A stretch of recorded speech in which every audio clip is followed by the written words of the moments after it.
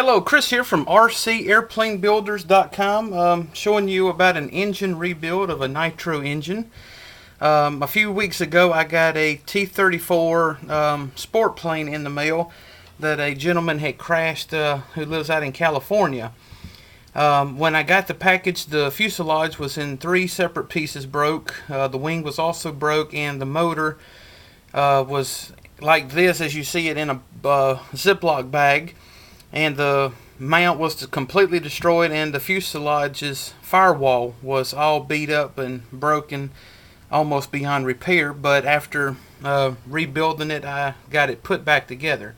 Now comes the part of the engine. This is a size 46 engine.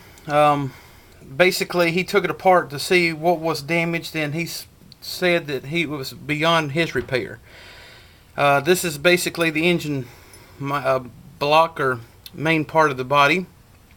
This seems to be in really good shape, other than the part that the muffler screws into is broke and the muffler's missing. He said that when he crashed it broke the muffler and he couldn't find some of the pieces. So this looks to be salvageable. Then we have the rear cap that goes onto the motor here, and so that looks to be salvageable. This needs a good cleaning.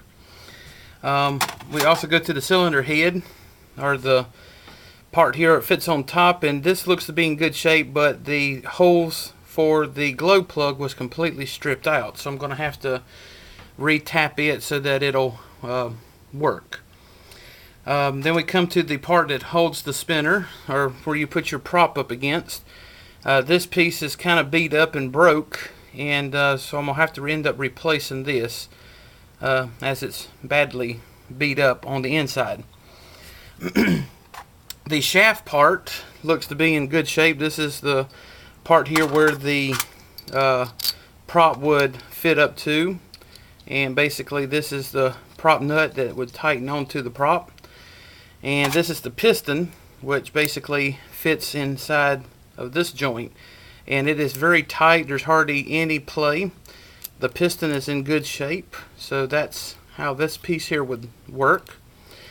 So those are good, just needs a good cleaning. Then we come to the cylinder, and this is the most critical part because you want to be sure that you have compression. Basically the way to test that is by placing the piston inside, pushing it as far as it'll go to the top, and we can see we have several thousandths of an inch clearance, so that means it's good and tight, and you've got good compression. And as a matter of fact, it's really tight, so that's what you want. So those pieces there are good to go. Now the most important piece, which is this piece here that is completely damaged. The front bearings are locked up tight. Those are going to have to be replaced. It also broke off the carburetor, which is missing, so that's going to have to be replaced. And when he crashed, he broke the 2 ears on the left side off. And since this is aluminum, it'd be hard to weld it, but it's broke, and the rear bearings are also missing. So this whole piece is really going to have to be replaced because there are several things broke or missing. We also have all the screws that fits to the engine. So basically what I'm going to do from here is scrub it, clean it, let it soak for a couple of days, and reassemble the pieces that are back. I'm going to have to order new front bearings, rear bearings, and I've got a place that I know of that sells used one of these, the front part that fits onto the engine, which would will fit it right here. Basically the whole front part of the engine. I've got a place that I know of that sells just these parts, so I'm going to see if he can sell me a stripped piece, and I'll put in the front and the rear bearings, and also find a new carburetor and a carburetor assembly and install that as well.